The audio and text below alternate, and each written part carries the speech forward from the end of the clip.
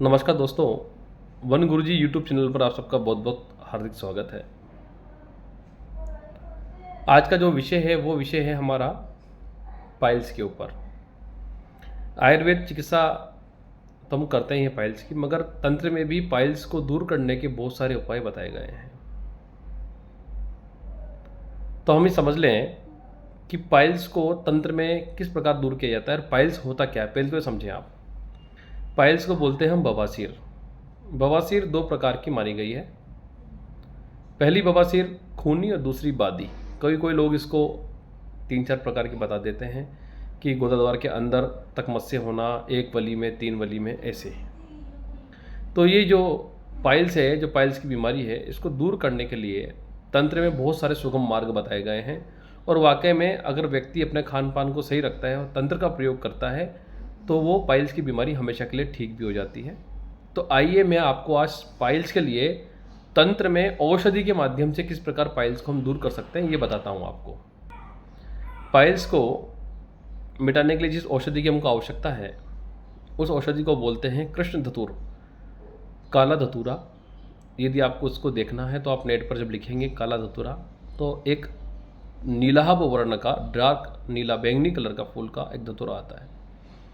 सामान्य तौर पर उसको काला धतूरा बोला जाता है। एक काला धतूरा होता है जो कि रसायन कर्म में विदित होता है, वो धतूरा मुश्किल से मिलता है। तो हमने अधिकतर जो ये डार्क बैंगनी कलर का जो धतूरा का फूल आते हैं, ठीक है, जिसकी डंडी भी नीली बैंगनी कलर की होती है, काली, उस धतूरे की जड़ को हमको लेना है। देखिए, औषधियों को सीधा निकाल करके प्रयोग करना उचित नहीं है।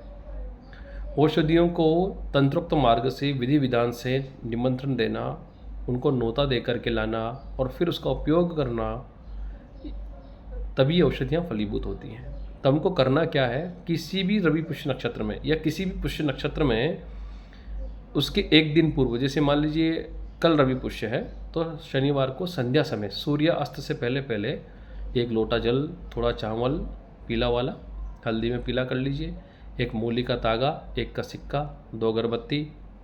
आप पहले लोटे से जल चढ़ाइए और सिक्का रखिए, अगरबत्ती लगाइए। दीपक की व्यवस्था हो जाए तो ठीक, नहीं तो कोई बात नहीं। और चावल रखते समय ये एक प्रार्थना कीजिए, हे वृक्षदेव, मैं आपको कल सुबह प्रातःकाल सूर्योदय से पूर्व लेने आऊँगा। मेरी फला बीमारी है, इसको दूर करना और मेरे को आरोग्य लाभ प्रदान करें, रोग मुक्त करें। तो जब आप कृष्ण धतूरे को इस प्रकार नोट करके उसकी जड़ को लेके आएंगे, तो जड़ को जब लेने जाएंगे तो निकालते समय ये ध्यान रहे कि किसी से बात ना करें।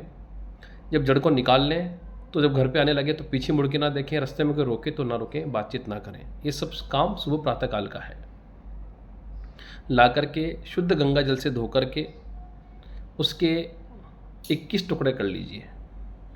21 टुकड़े करके उसको आप रवि पुष्य नक्षत्र उसी दिन आप अपने कमर पर बांध लीजिए।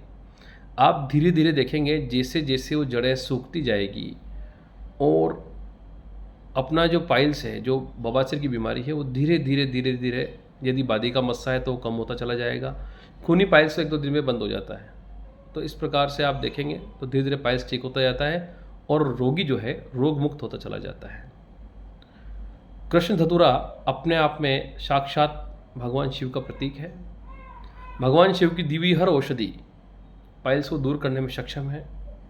चाहे वो बिल्व हो, आप देख लें, बिल्व भी भगवान शंकर पे चढ़ता है और वो भी उदर रोग की सर्वोत्तम औषधि है। कृष्ण धतूरा है, ये भी